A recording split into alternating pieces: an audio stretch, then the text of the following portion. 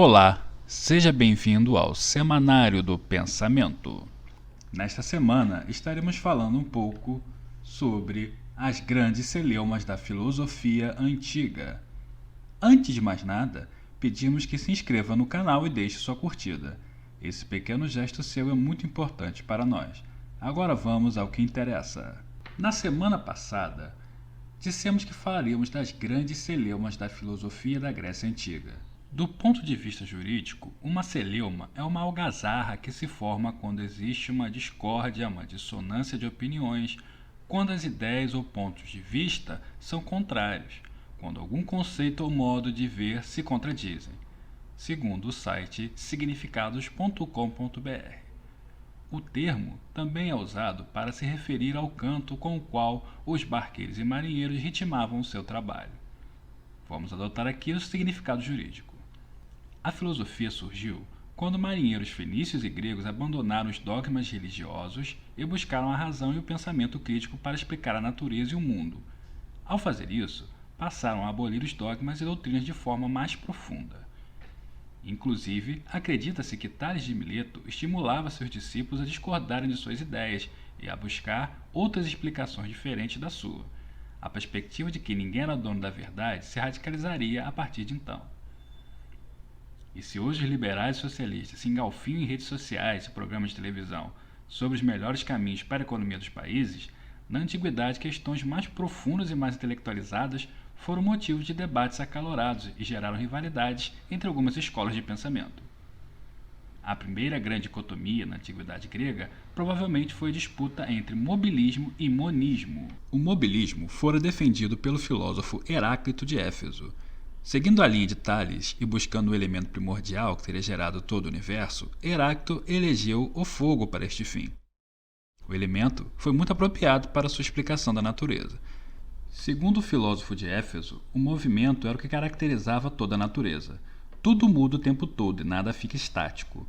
Para Heráclito, não há unidade natural no mundo, mas um conflito perpétuo. Sua frase mais famosa é aquela na qual afirma: "Não podemos banhar-nos duas vezes no mesmo rio, porque o rio não é mais o mesmo."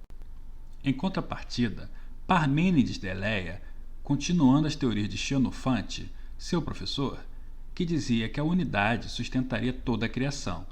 Ao contrário de seus antecessores, Parmênides não defendia um conceito de arqué, mas que todo o universo era mantido por uma unidade lógica. Sua motivação inicial teria sido exatamente contestar a filosofia de Heráclito. Na sua concepção, o elemento que gerara o universo era o ser. Tudo que existia possui um ser em seu interior. Tudo que existe é dotado de essência e existe de forma infinita e de maneira imóvel. Nesse caso, todo o erro e toda a mentira são ilusões criadas pelos sentidos. Sua frase mais famosa é o fragmento: "O ser é, o não ser não é." A segunda grande celeuma da história da filosofia é o embate entre Sócrates e os sofistas. A maioria das passagens de Sócrates que chegaram até nós são escritos do seu pupilo Platão.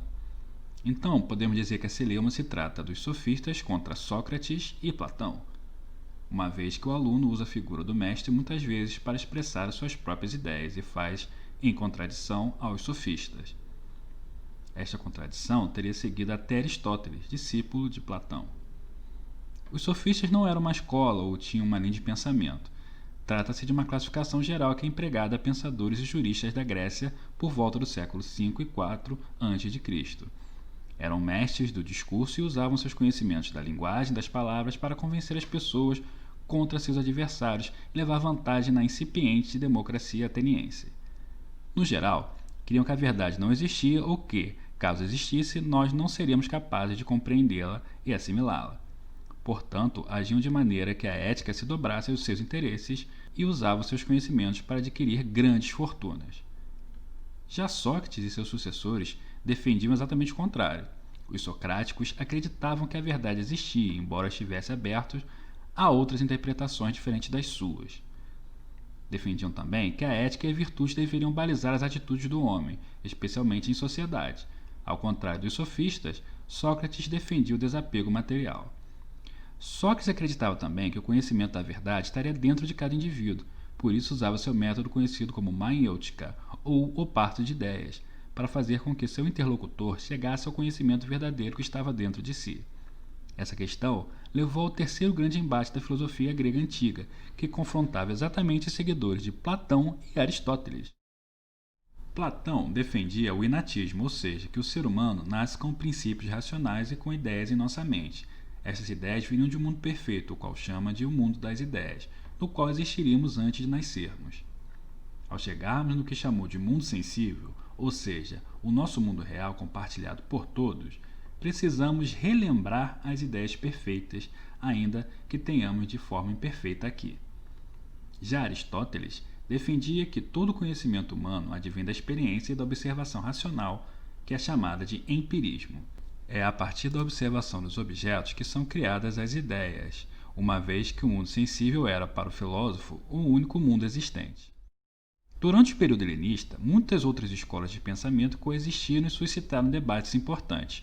Algumas, como o epicurismo e o platonismo, se tornaram bases para antagonistas de períodos posteriores, como durante o apogeu do Império Romano e na Idade Média. Da mesma forma, o epicurismo foi resgatado para suplantar o aristotelismo no final do período medieval. Mas grandes celemas intensos e inovadores no interior da filosofia só voltariam a gerar grandes debates no Ocidente após o Renascimento, quando grandes pensadores como Descartes, Maquiavel, Kant, grandes iluministas e contratualistas puderam publicar suas obras sem o terror da teocracia da Europa medieval. No próximo vídeo faremos uma retrospectiva da filosofia grega antiga. Se ainda não se inscreveu, se inscreva lá que vai chegar a informação quando o novo vídeo estiver disponível. Dá uma curtida no canal e aguarde as novidades. Obrigado por nos assistir e se mantenha pensante. Valeu!